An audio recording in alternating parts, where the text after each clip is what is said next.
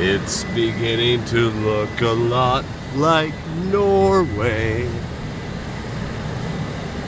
with this April snow. There's a blizzard once again.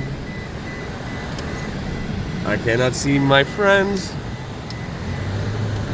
because we're all stuck at home.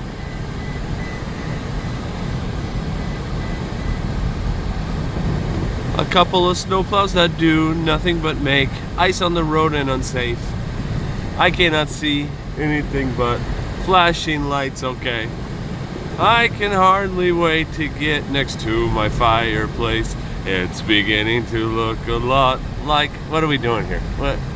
That's... don't even think about it. There you go.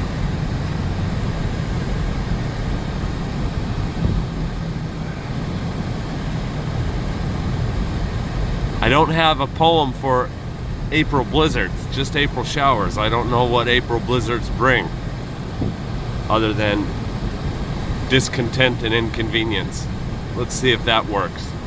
April blizzards bring inconvenience. What does inconvenience bring? Fortitude and patience. There you go. I'm like Winston Churchill over here.